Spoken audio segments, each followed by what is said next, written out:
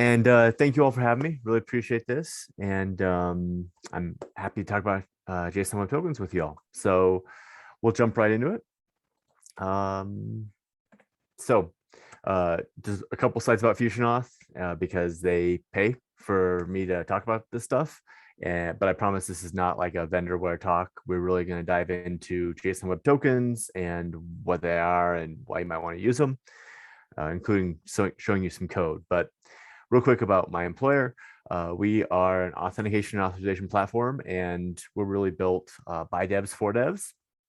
And the problem that we solve is adding user data security to your application without additional risk in terms of implementation risk, whether that's we implemented this wrong or we're actually building boring authentication features when we should be building features that people actually want to pay us for. And when I say we're built by devs for devs, we really are.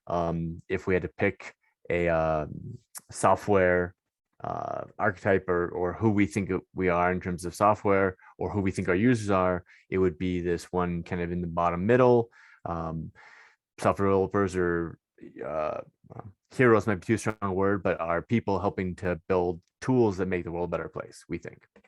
And how it's relevant to this talk is that we do in Fusionoth mint a whole lot of JSON Web Tokens. All right, real quick about me. Who cares? There's my Twitter handle. You can also Google me if you'd like. If you have questions, we have a small group that you can throw it up in the chat.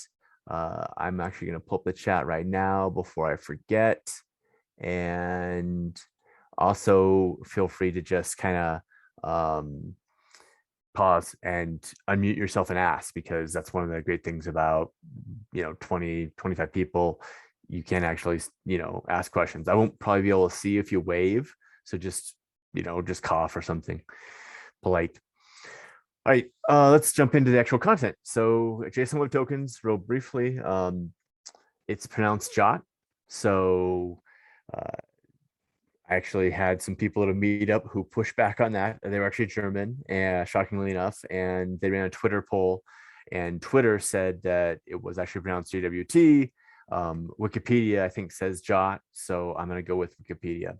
It is an IETF standard, so it's RFC 7519, and it is worthwhile to distinguish between two different kinds of JWTs. There are signed JWTs, which are JWTs where you can verify the integrity of the content, but the contents aren't private.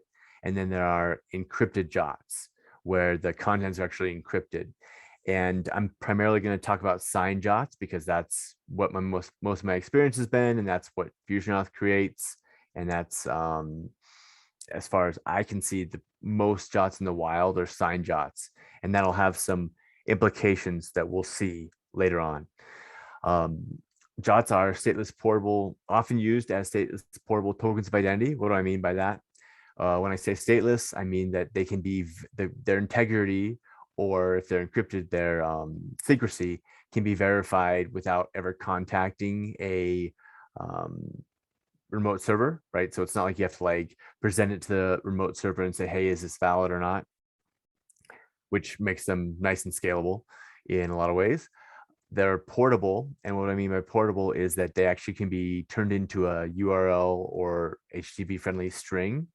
That's how they are shipped around by default. So they can be put in headers, cookies, form parameters. You can even put them in a URL if you want to, which, depending on your use case, you may or may not want to. And then tokens of identity, they can be created by a separate server called an identity provider, and then handed to a client, and that client can then present it to other systems, and then those other systems can basically take apart the JWT because it's stateless, verify that it was created correctly, and then take actions based on who is presenting this credential, without ever again talking to the original source that created that credential. So those three attributes, stateless, portable, and carrying identity, mean that JWTs are great for APIs or microservices, and they're often used in that context, although they certainly aren't limited to that context. They are, when they are used for APIs, they're often used as bearer tokens, and that has some security implications, which again, we'll talk about a little bit. When I say produced by many identity providers, this is just a kind of an authentication process, authentication OAuth. How do I put this?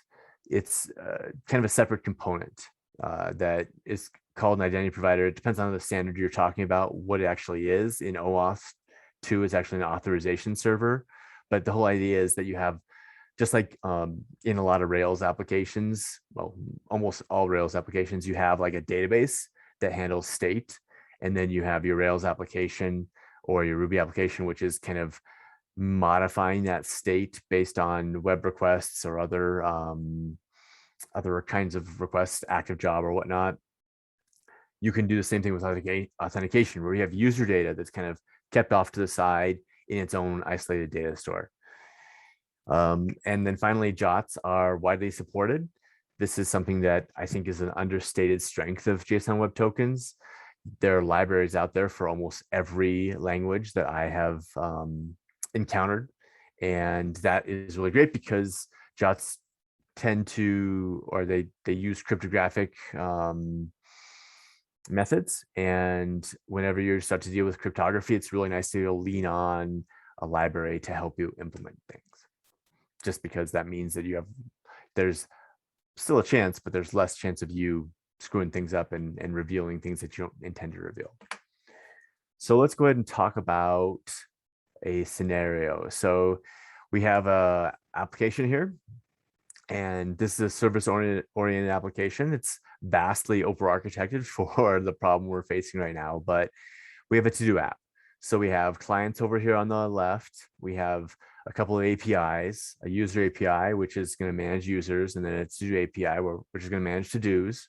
And then those each have their own data store. The user API, this data store looks pretty familiar. We have users that map to roles through a users roles table. The to-do API just has to-dos. So it stores to-dos. It doesn't have any reference to the user API. This to-dos database, this table might be how you would implement the to-dos data store if you were using PostgreSQL or MySQL, something like that. And the important thing to note here is that user ID is not a foreign key. It is just a character string, and therefore we will be responsible for referential integrity in terms of the to-dos data store. So how does someone interact with this to-dos application? Well, first, the user presents the credentials to the user API, and this could be username and password. It could be something else. We don't really care. The user API is going to verify those credentials against the data store typically, although there could be other interactions here. And then it's going to look up the user data, pass it back to the client, and the client is going to store that user data and then maybe present a UI. This is what some of that data might look like, right? We have name, email address, and then some role information so that the to-do application knows what functionality is available to it. What UI should be rendered for this user. And like always, it's always a good idea to check this on the client side, but also check this on the server side as well. So now what happens is the client is not just interested in user data, right? They actually want to show to-dos and show the ability to kind of modify to-dos and whatnot. So the the client is going to peel off the user ID and run a get statement against the to-do API to gather the to-dos. The to-do API is going to look up that user or the to-dos of that user from the to-dos data store, and then wrap that up in JSON, send it down to the client. The client now can render those to-dos and that data from those to-dos however it wants. Now, I'm sure most of you, your antenna prickled at that last slide. I'll show it to you again in case you're intended to pickle, but you have this user ID equals 42. And the issue is that a malicious client, of which, you don't know how many there are and you can never plan for, but you want to, be aware of, could look at that request and say, user ID 42, huh? That's me. I wonder what happens if I change this user ID and request to-dos for somebody else. And the to-do API in this extremely naive implementation doesn't check to see, doesn't verify who the client is, right? Again, it can't look at it can't call back to the user API and say, hey, has this person logged in or anything like that? Or I guess it could, but it's not in this implementation. So that means that you can basically enumerate all the to-dos for every user in the system.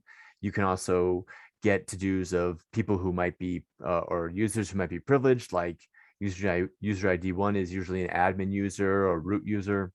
So that is not good. That means that things like my desire to, get milk when I come home after dinner will be revealed to the world, and that's obviously hugely problematic.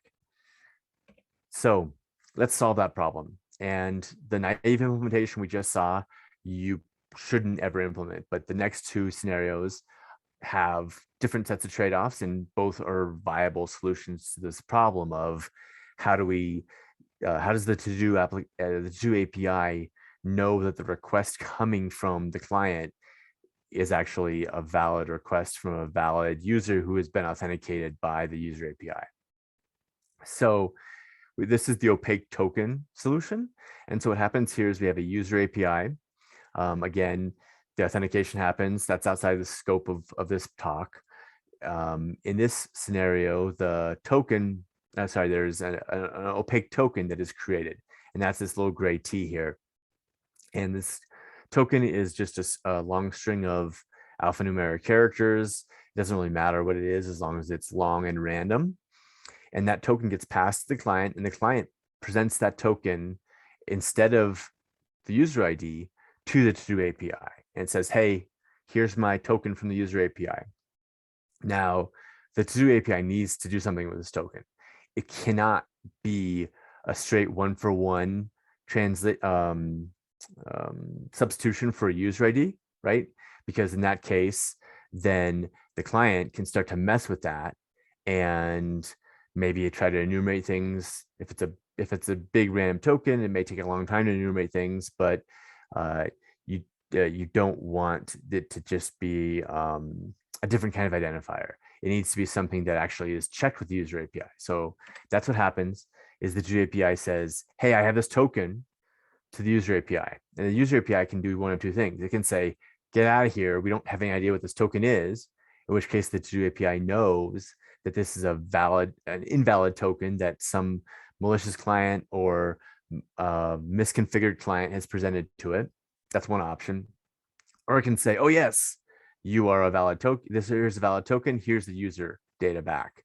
In which case the to-do API can now, because the user API is trusted and has verified this opaque token, the to-do API can treat that JSON as safe JSON and then look up to-dos for that user based on that JSON, and then present that, send that JSON with the to-dos back to the client, and the client can then render those to-dos.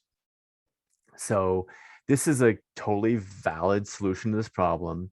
It has, like any engineering choice, some downsides and some upsides.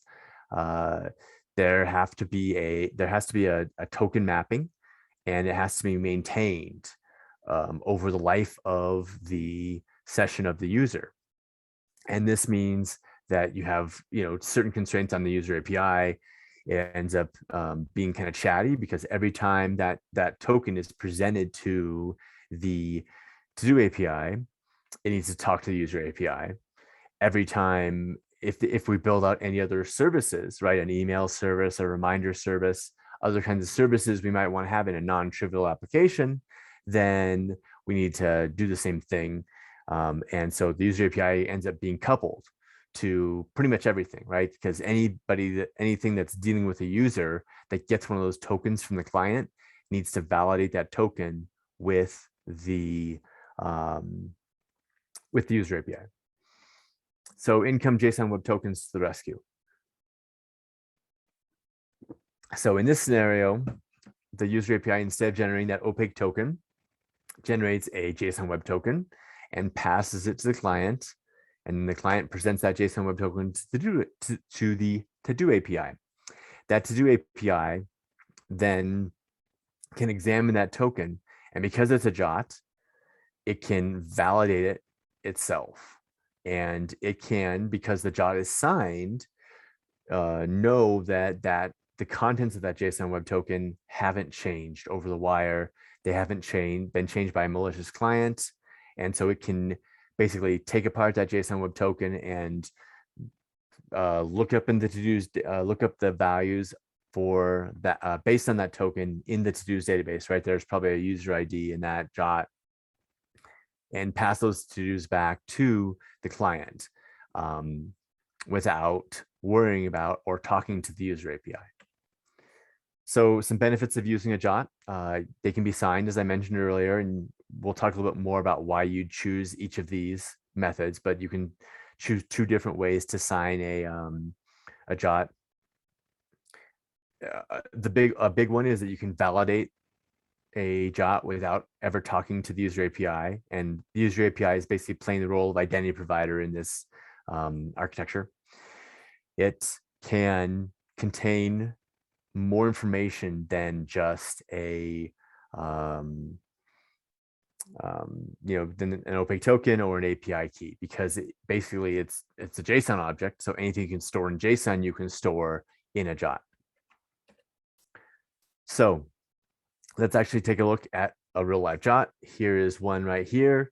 There are 3 components to every signed JWT. Again, encrypted JWTs are off to the side. They have 5 components. It's a different world. I'm not going to talk about them more than just mentioning them once or twice. So we have a green header, we have a blue payload, and we have a tan signature. And the green header and the blue payload are both base64 URL encoded. So they are URL friendly. And as you can see, as I kind of mentioned earlier, you could just put this is a big string. And if you actually Google, are there any limits on JWTs? Last time I did that, which was a couple months ago, the top answer for Google was actually 8 kilobytes, and it was related to the maximum length of a header for a typical browser implementation. So there's no intrinsic limits to JWT length itself. It's just how they're used. But the flip side of this is that these, since they're just URL encoded, base64 encoded, you can take this string, or at least each of these components, right, the green component, the blue component, and turn them into publicly viewable, easily human readable strings. So this is what the header looks like. And if you don't believe me, you could cut and paste this yourself. I can make the presentation available to the organizers. But the header is where you have metadata for a JSON Web Token. So that's what algorithm it was signed by, a key identifier typically, and other things that are not about the payload, but about how the JWT was signed or how the JWT was created. The payload is where things start to get pretty interesting. And so in this payload, we have keys of the JSON object, and those are called claims. And some claims are standardized and other claims are not standardized. And I'll kind of walk through some of those claims a little bit.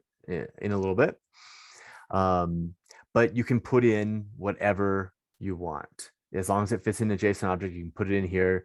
You can see that roles here is a JSON array, but you could have an array of arrays or an array of objects or an array of objects of arrays, whatever you want.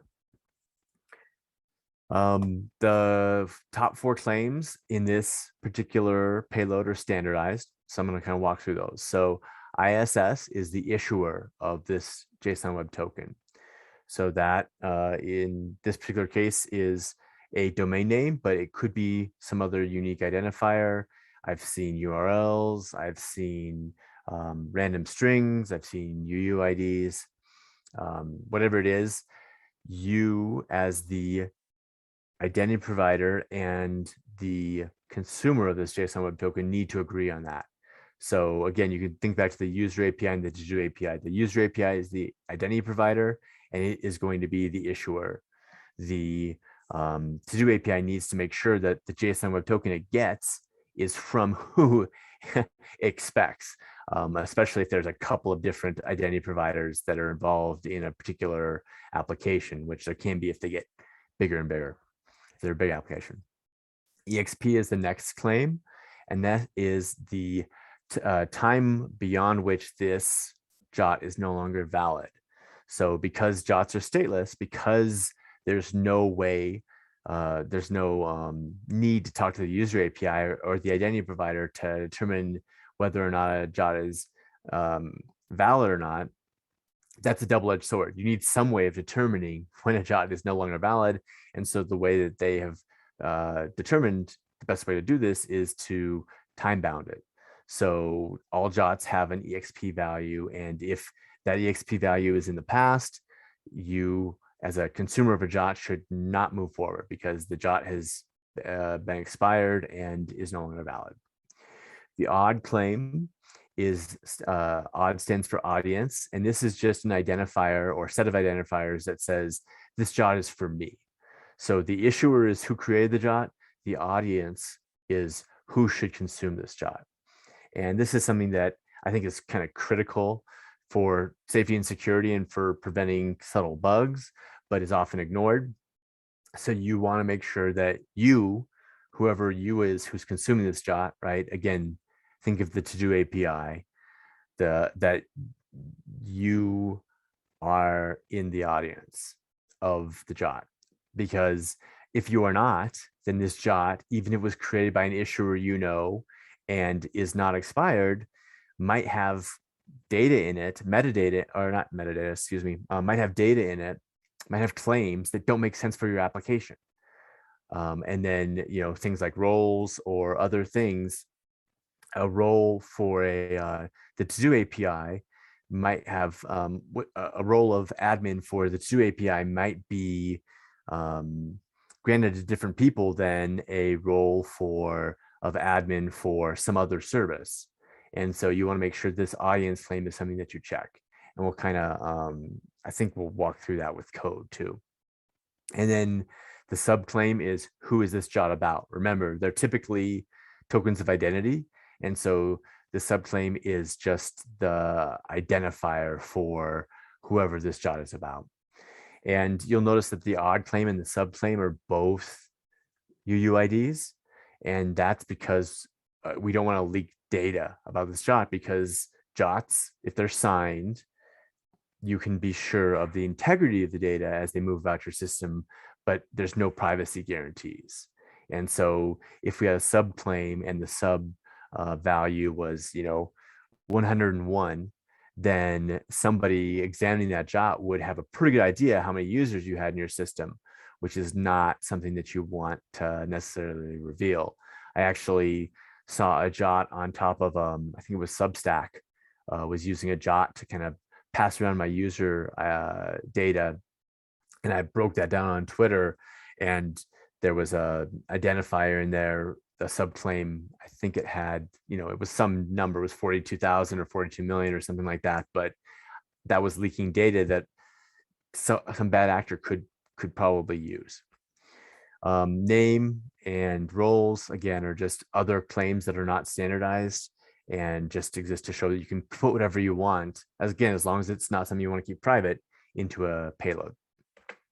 The signature is what verifies the integrity of the JWT. And so basically what happens is you have the header and the payload, and they are concatenated, and then a signature, a cryptographic signature, is calculated from those values. And then it's turned, and then it is basically for encoded, URL encoded, and stuck on the end of the JSON Web Token. This means that whoever's consuming the JWT typically via a library, can do that same operation, right? They can get that JSON payload and the header, concatenate them, run the same cryptographic algorithm. And if the signatures match, everything's all well and good. Nothing was changed. If a bad actor tried to tweak the payload, right, maybe to give themselves admin or super admin privileges, the signatures won't match, and the consumer of the JWT should not move forward. So this is kind of a key aspect and one of the benefits of JSON Web Tokens. So all of this finally to get to the point where the to-dos API can, without any worries, run this query against the to-dos API data store to get the to-dos to send back to the user. So before we step on the bearer tokens, this, is a lot. We talked about the scenarios where you might want to introduce JWTs, and we talked about like the anatomy of a JWT. Does anyone have any questions at the moment? So I have a question. So does it mean that the user microservice and the to-do microservice share some sort of cryptographic key, which is used? That is a great question. I am going to talk about that. Okay. That is implied in some of the stuff, but is not a requirement. Okay. Yep. But if you don't have your answer to that question by the end of the talk, please bring it up again. But I should cover that, I'm pretty sure. So thank you. Yeah, of course. Good question. Any other questions?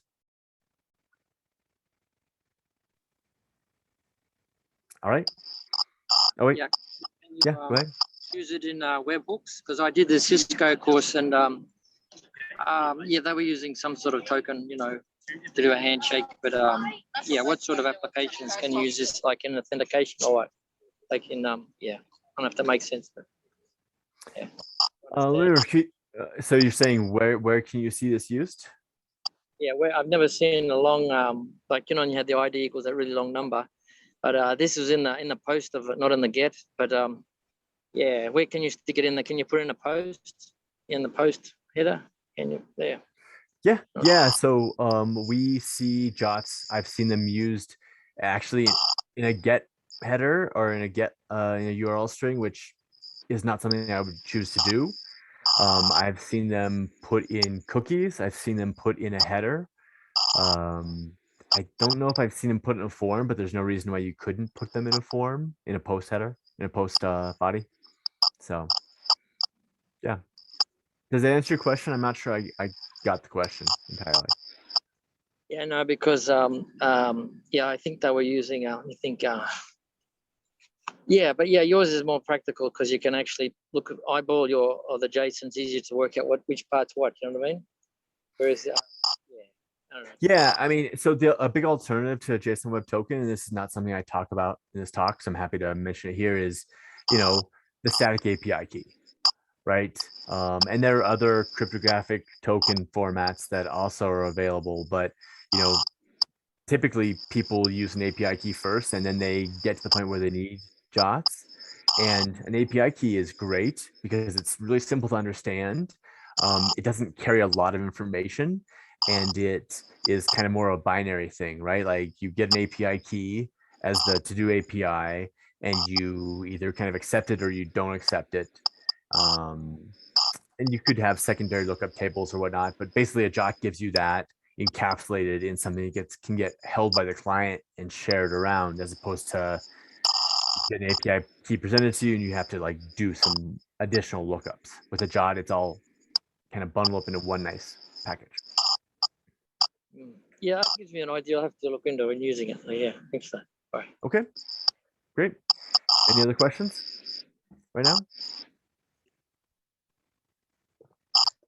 Okay, cool. I'm going to move on to bearer tokens. So this is a common use for JWTs, is to have them be keys that are presented to other services that get access to the resources that are protected by those services. Whether they're microservices or big services or separate web applications, doesn't really matter. The thing about bearer tokens is that they're very much like a car key.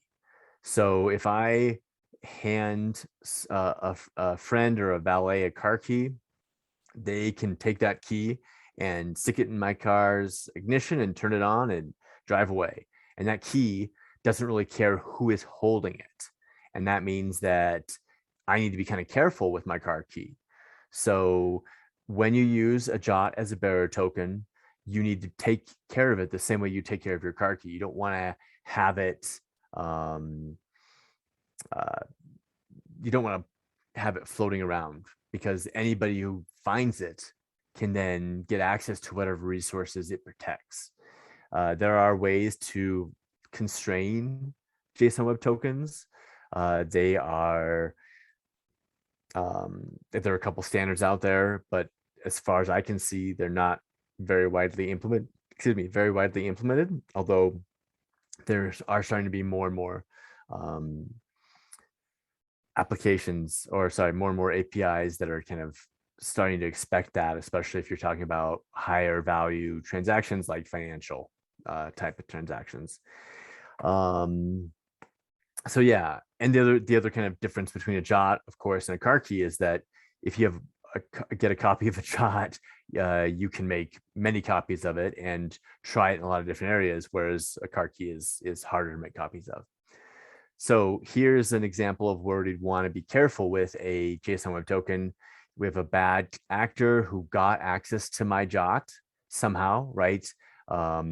It sniffed it in the browser that I was in. It man in the middled me. It somehow got my JWT, and now it can present that JSON Web Token to the to-do API, and that to-do API will hand it back to do's as if it was me, right? Because it's a valid JWT. It's not expired. It's not, the signature is correct.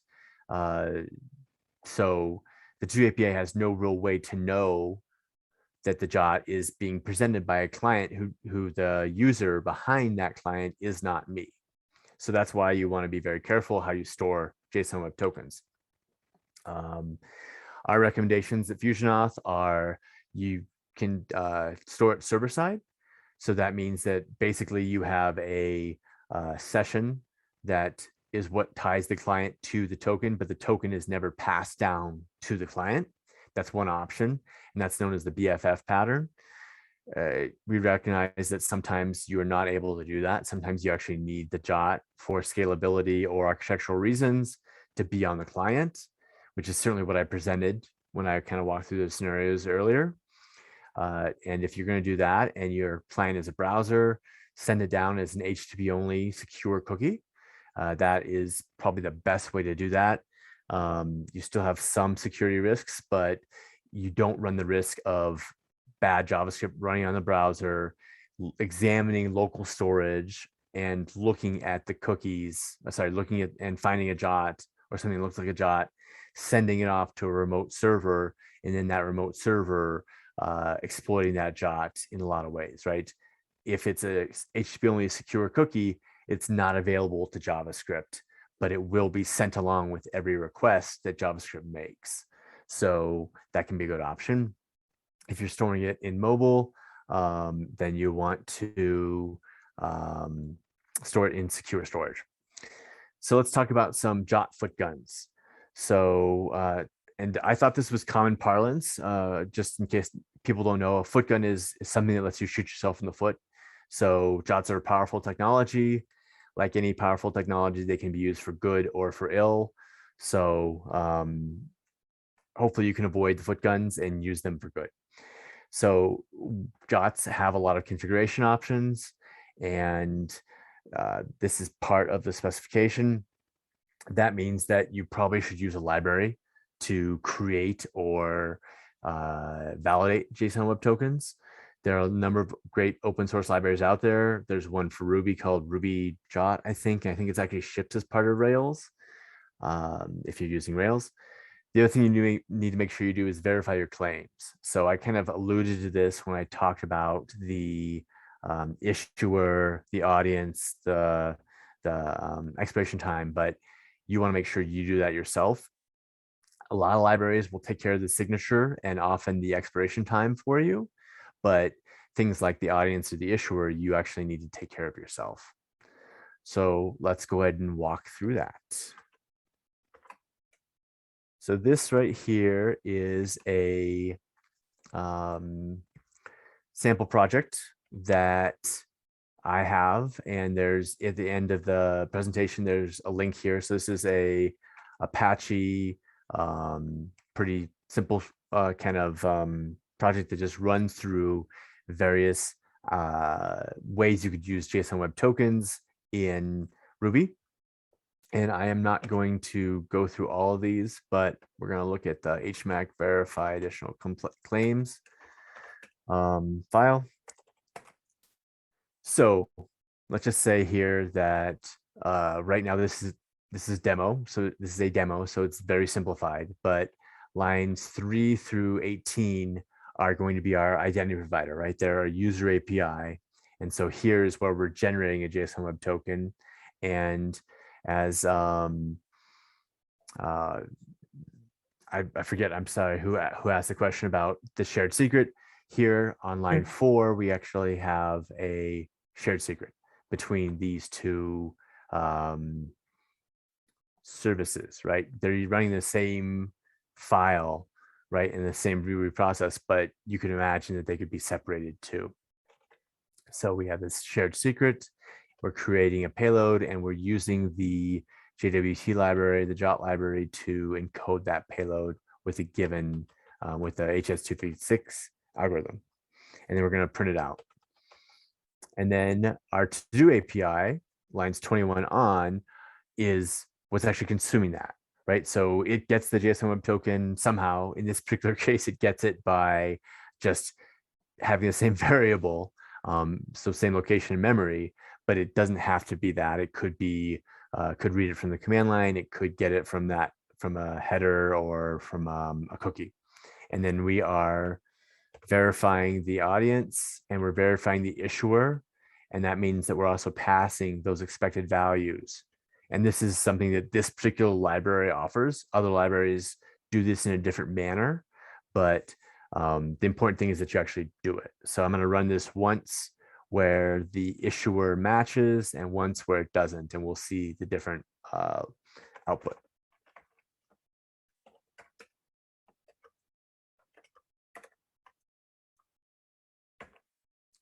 So here we have, this is the JWT that's produced, and this is the JWT as it's decoded.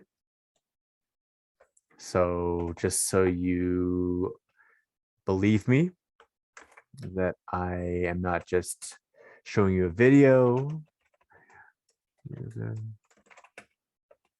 you can put, again, any values you want in there.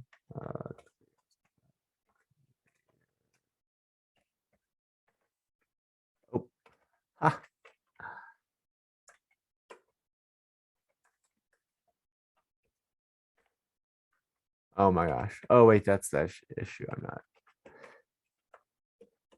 There we are. Run that one more time.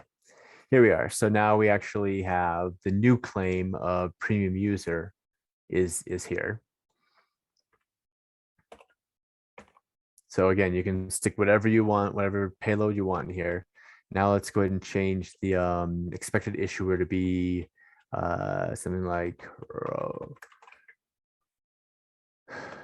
So in this case, it is going to fail because it's going to compare the expected issuer, which is roro.fusion.io with what is in the actual payload, and they're going to differ.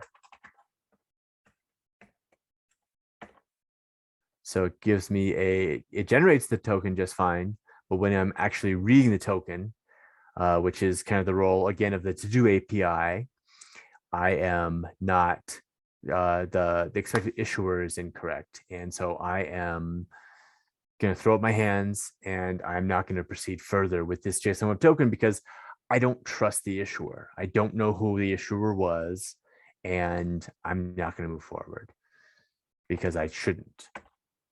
So that is kind of quick and dirty, like how you need to verify claims.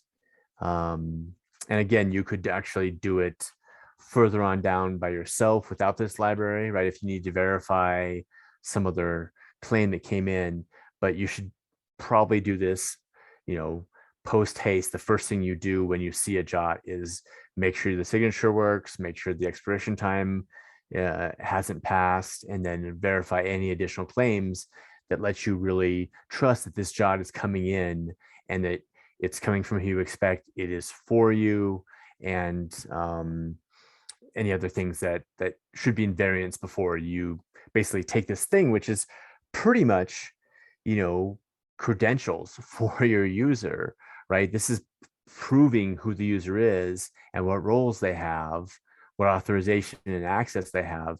You want to make sure that is really understood and not a surprise, right? You don't want any surprises when you get that level of data, because if you have a surprise, that means that someone who doesn't have access may have, or someone who shouldn't have access may get access to your system. All right, let's talk about some more Footguns. A JWT can contain arbitrary JSON data. There's no secrets if it's a signed JWT. So be aware that anybody who looks at the JWT, right, whether that's a client or somebody else who happens to get a hold of it via looking at examining, somehow examining it over the wire or on the client, can read that payload. Again, they can't modify that payload, but they can read it.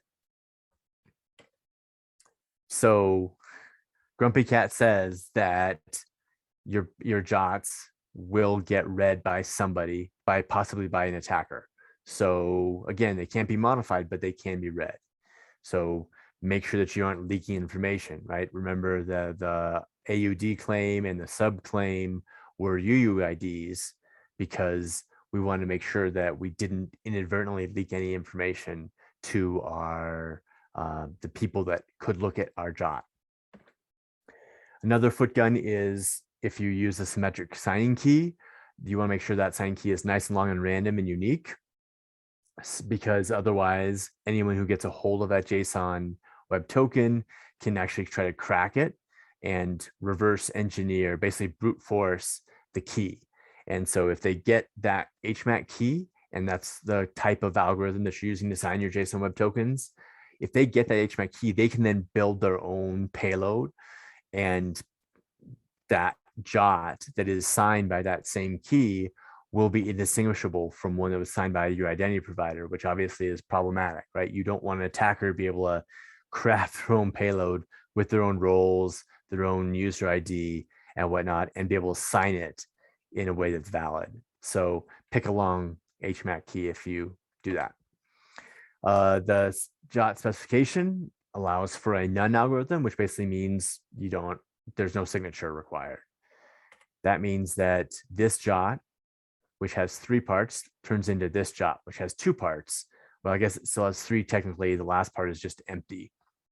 That means that anybody who discovers a JWT consumer, right? So the to-do API in this scenario, imagine the to-do API didn't verify the signature. That means that anybody could build their own payload. They don't even have to crack the HMAC key anymore. They just can build their own payload, and you are base64 URL encode it and pass it to that API, and that API will happily examine that and give whatever roles the attacker put in their payload. So that changes the JWT header from something like this to something like this, and it's just a really bad idea, right? So you're not talking about unsanitized input at that point. You're actually talking about unsanitized credentials. You're talking about letting somebody create whatever credentials they want and pass them to you if you accept a JWT with signature none. Pretty bad idea. We don't allow anybody to do that in FusionAuth. And if you are building a system that consumes JWTs, you should absolutely do the same, right? in addition to all those other checks I've talked about, right? Checking the signature, checking the expiration time, checking the audience, checking the issuer. You should also say, hey, is this alg none?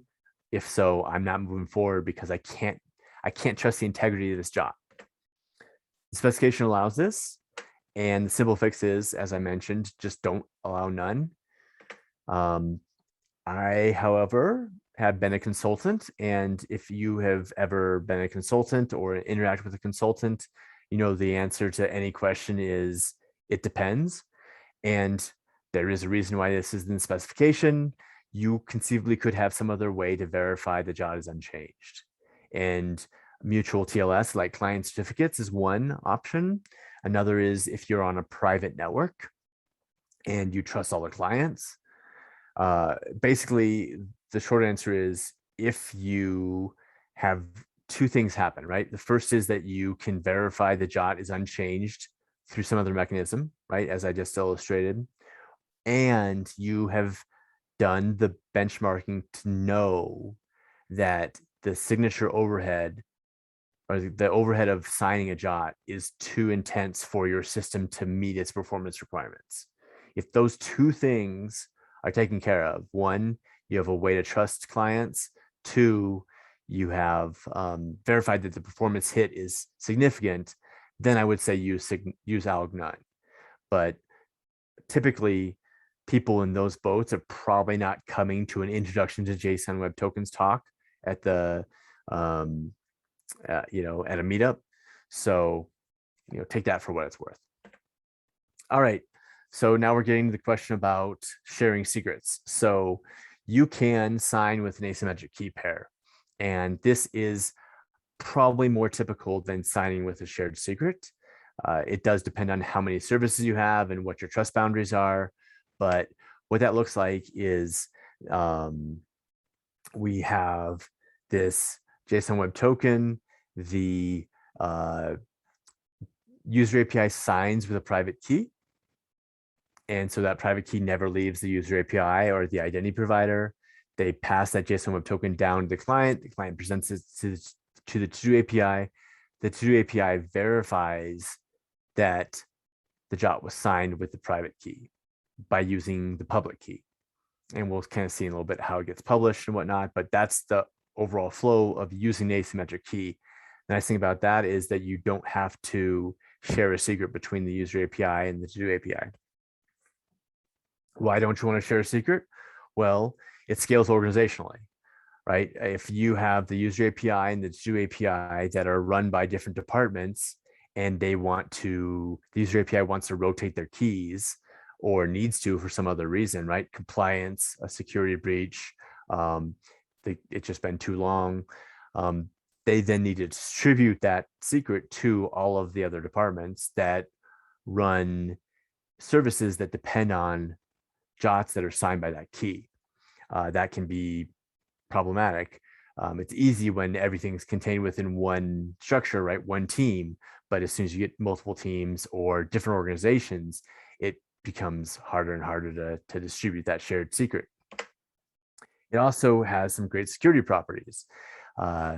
If you have a shared secret and the to-do API gets compromised somehow, remember the to-do API has the same shared access, the same shared secret as the user API. The to-do API is using it to verify the signature, and the user API is using it to sign it, but it's the same value. That's obviously problematic if the to-do API somehow loses that signature, that shared secret, because anybody who has that shared secret can sign JSON Web Tokens that are indistinguishable from those that are created by the user API. So big security risk, which means you need to have the same security posture for the to-do API as you do for the user API, even though the to-do API is only managing to-dos. With asymmetric keys, the to-do API only has access to the public key, which who cares? Everyone has access to the public key. That's the definition of a public key. So you can, I'm not saying you should not secure your to-do API, but you don't have to secure it as much as you would if you went with a symmetric solution. Key rotation is a little bit easier too. because of the way that you publish public keys. So there's no such thing as a free lunch.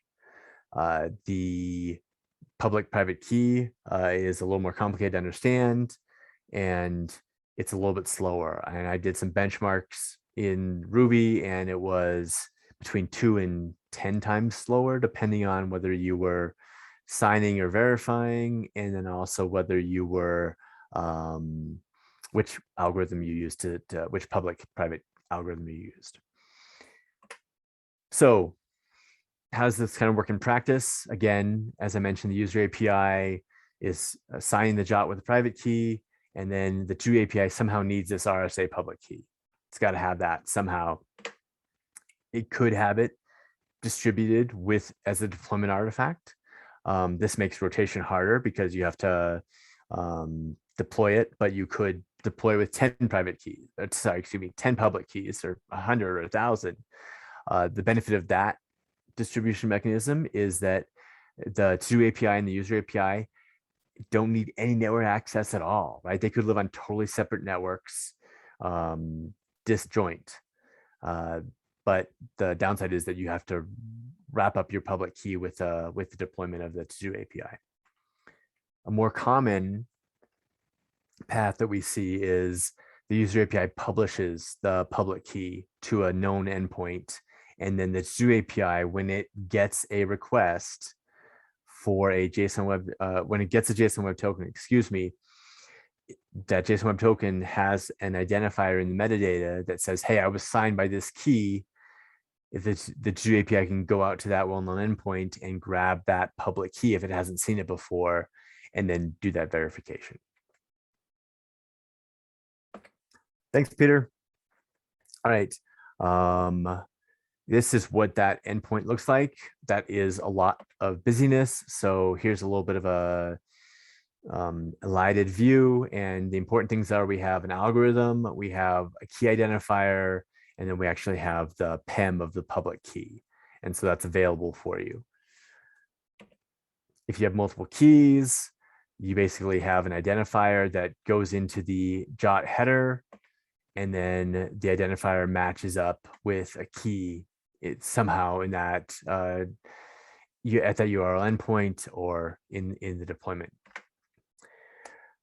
Refresh tokens are a key part of any JWT-based system. So basically, JWTs are supposed to be short-lived because, again, if you can use them as bearer tokens and anyone who has access to them can present them, you want to make sure that it helps with your security if they're very short-lived. Refresh tokens can be longer lived, and basically they can be presented to the identity provider to get new JWTs. So refresh tokens are this compromise between if you have JWTs that are very short-lived and no refresh tokens, the user has to authenticate regularly, which is obviously a pain in the butt. If you have long-lived JWTs, then it's a security risk because anyone who gets access to that JWT, if it's good for a year, can anytime during that year present themselves as the user represented by that JWT. How does this work? The user API basically generates both the JSON Web Token and a refresh token. Those are both passed to the client. The client then presents the JSON Web Token to the JWT API. Let's say that JWT is good for 5 minutes. So for 5 minutes, the client is happily presenting requests to the JWT API. They're editing to-dos, they're assigning to-dos, they're marking them done, what have you. At the end of that 5 minutes, the JWT API gets the JWT and the JWT has expired. And so the JWT API says, hey, no way, Jose, you're not getting access to the resources I'm protecting, to the to-dos I'm protecting.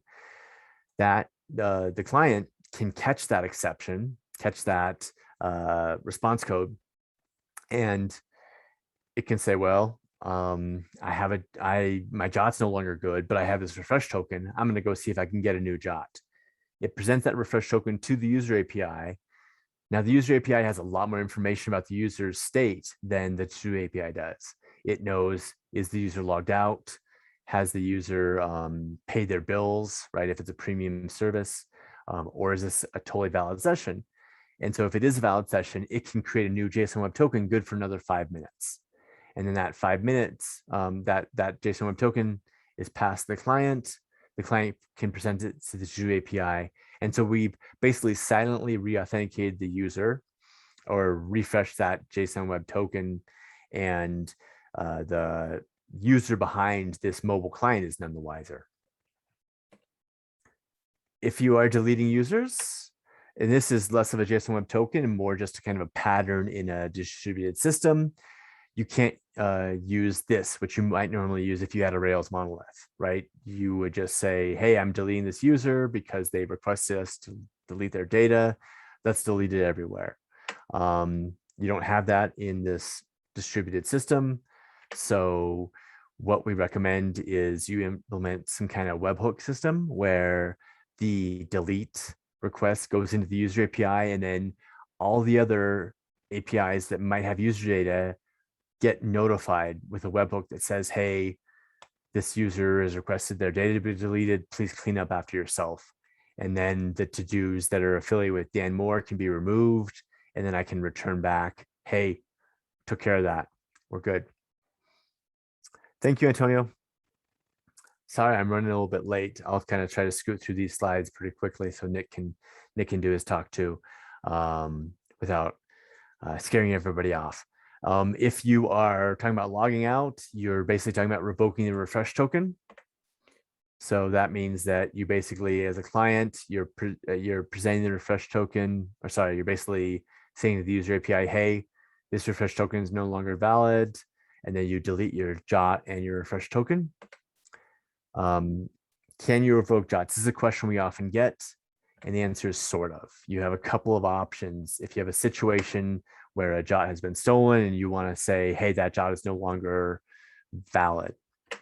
The first is you can rotate your keys, because if that JWT was signed by a certain key and that key is no longer valid, this is not available from the identity provider, then the JWT will no longer be valid. But unfortunately, each JWT is signed. There are many JWTs signed by a single key. So basically, you're saying all of these JWTs are invalid. Could be an option. You can wait it out.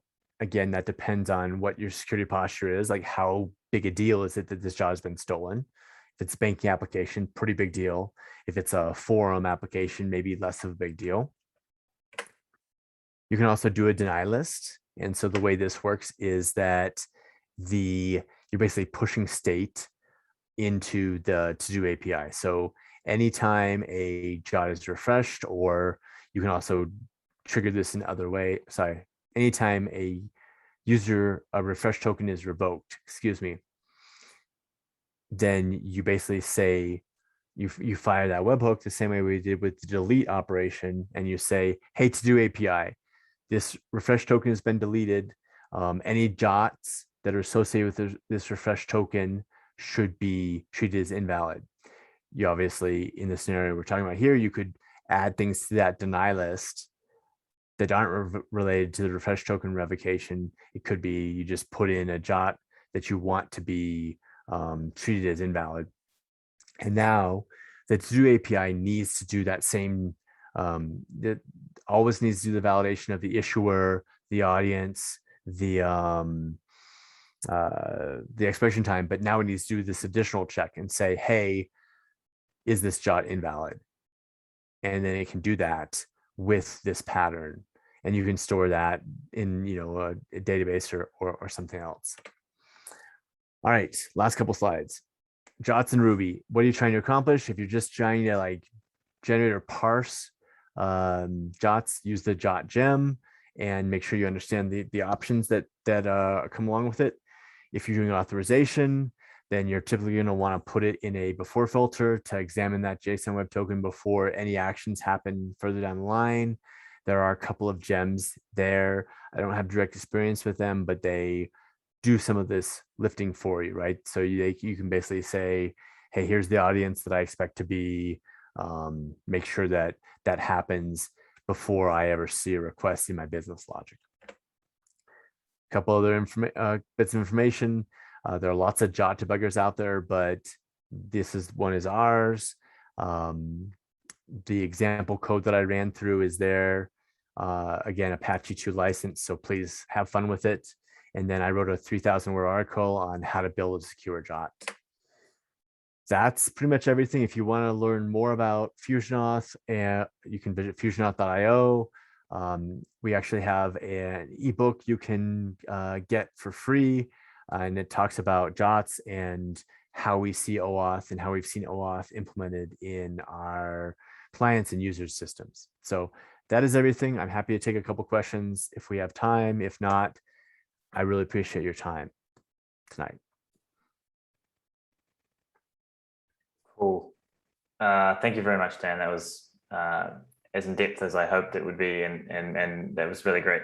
Yeah, we've probably got time for 1 or 2 questions. So does anyone want to ask Dan any questions?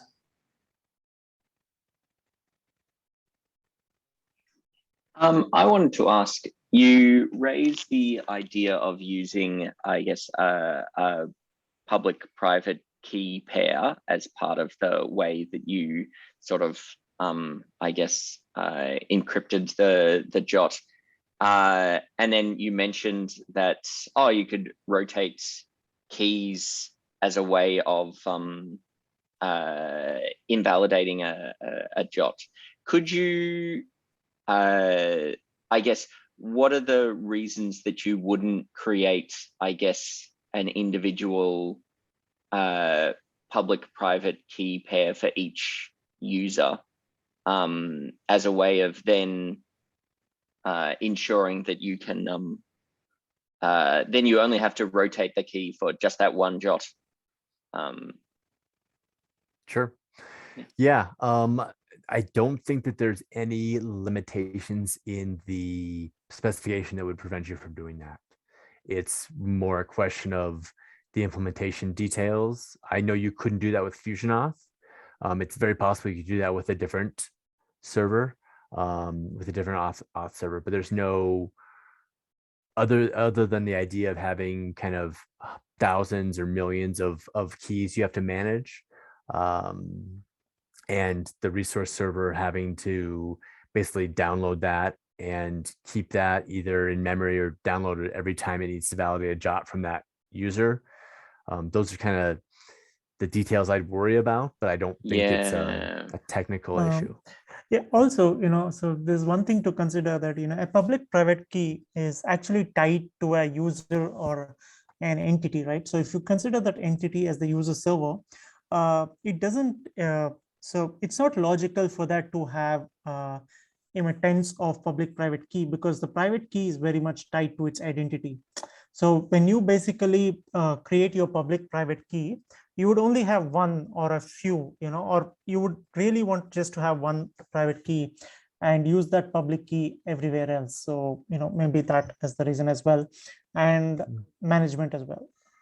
Yeah. I mean, so there are, and I kind of alluded to this, ways that make JWTs tied to a particular client.